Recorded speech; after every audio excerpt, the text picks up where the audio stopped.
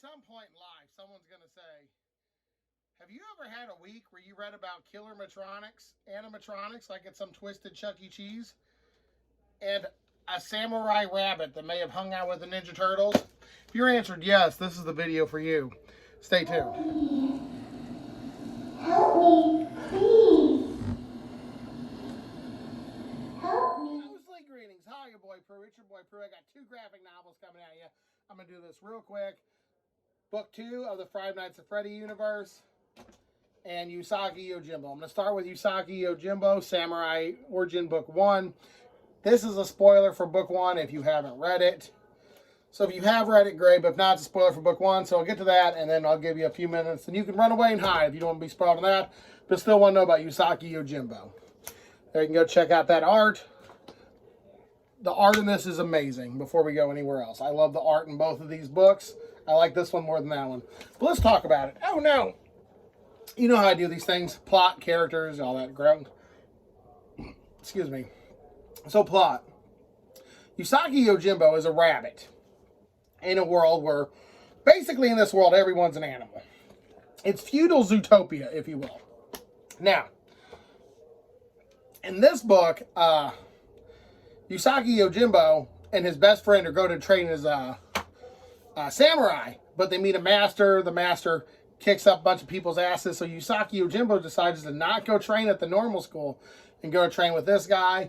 And it's more or less his life developing as a samurai, with the Battle of Sekigahara being the linchpin of it. Big samurai battle, if you know Japanese history and stuff. And it's very it very much reminded me of one of my favorite actual samurais, which is Musashi Miyamoto, or I'm probably Miyamoto. I can't pronounce it. But he's one of my favorite samurais. He had the two swords, and I like dual wielding stuff. I think that's really cool. The two swords of heaven technique is what it was called back in the day. And he does this. So a lot of this guy reminds me of that actual historical character. So I think they may have based a little bit of that on him and some of the great exploits that other samurai have done. So I really like that. So for plot, I'm going to give it an A. Characters. Oh, their characters are all fun. I mean, they're a little cartoony, of course, but you're going to like all the main characters. If you can take a joke and know it's a kid's book, give characters an A. I'm going to give characters a B. They kind of sell it for what it is, but it's still a fucking cartoon rhino fighting a cartoon bunny. It's cool, but they're definitely not going to, you're not going to, like, in 40 years, you're not going to remember, like, oh my God, Tiehashi, Uda. You're not going to remember any other characters. You might remember Usagi, but because he's the main, but you're not going to remember any of the side characters. You know what? Fuck him. I'm going to give him a C. Because Usagi was cool, and some of his buddies are cool, but the rest of them even drawing breaks on. I just finished this like 3 days ago. Pros and cons. Pros. I love art. I love the historical stuff in it. It touched on actual historical stuff, so that kept me interested. And it's a fun story of how a kid becomes a full-fledged samurai warrior. And it's a little humbling to see from the beginning when you can't even wield a sword to later on when you enter a battlefield and people are like, God, it's him, the great warrior. And they're like, oh yeah, I was with him on this trip. He ain't no great warrior. He doesn't think he's a great warrior. So it was kind of humbling to see that. But it is a children's cartoony book. I think this guy may have even hung out with the Ninja Turtles at some point. There's a semi-reference to it when he fights a Kappa demon.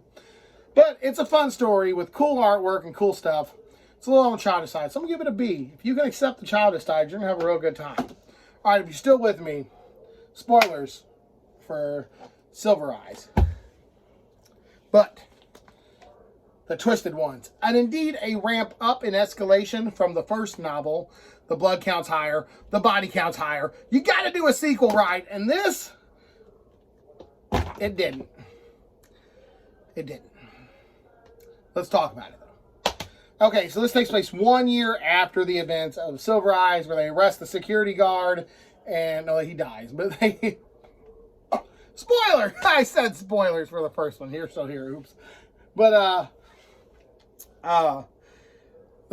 and then Charlie goes back to school, and she's still kind of having dreams and nightmares of this traumatic event when a security guard held her hostage, but she knows it was killer animatronics, and then bodies start being found in their town. She finds out she's being hunted. And I was like, oh, this is a cool concept. Not the most original concept. It reminded me of Halloween 2 done not as good. So when I'm thinking about this book, I'm like, what would I give Halloween? Halloween 2, the original Carpenter, not Michael Myers, not Michael Myers, not Rob Zombie. I do enjoy the Rob Zombie Halloweens, don't get me wrong, but I like the Carpenter ones just as, we'll talk about that later. I like them both, though. I like Carpenter more. So if I'm going to give Halloween a here, I got to give this one like a here. So I'm going to give this a B for the premise. It's a good premise. Now let's go into characters. Characters, I fucking hate a lot of these characters. I thought they were cookie cutter in book 1. They've evolved into super cookie cutter. Have no text, very few detail. Most of these people are paper fucking thin.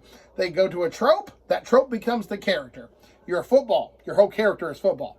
You like movies, your whole character is movies. You're the main protagonist? No, you can have a little bit of a backstory. Your crush can have a little bit of a backstory. Yeah, well, but that's it. Characters where this definitely took a turn. Give characters a D. Pros and cons. Pros, again, like I said, I love all the artwork. There is a golden Freddy monster in here, which is just 2 mouths and 2 things, and it's, let me get to it, it's right there. And I found this, I don't know if you can see this, utterly grasping for a children's novel. I thought it was quite creepy. And it's a good story. It's a good concept. I think if you put this in the hands of someone who's a bit more like a Gary Hendricks or someone who does it more as a creature feature than a character narrative, I think this would have done good. But Journey, how did I like the Journey? You know what? I didn't hate it. Just didn't love it. It's not a bad book. You have to be into the Five Nights universe to enjoy it. But I don't feel like that's... If you write a book, it should be good for everybody to enjoy. Like, I like the Dritz books. And I'm entertained by all the Dritz books. But I don't know a lot of the other Dungeons and Dragons lore, so I don't feel like they need to be connected. I feel like this is a little too connected with the other games, movies, theories, and all kinds of shit in this weird universe that is ever evolving. I'm going to give it a C. If you like it, you like it. If you hate it, you hate it. So, BC. Not terrible. Neither one of them are great. But thanks for watching. This has been your boy Prue. Hit me up on any socials. Check me out. Please share this. And thanks for watching. Stay creepy.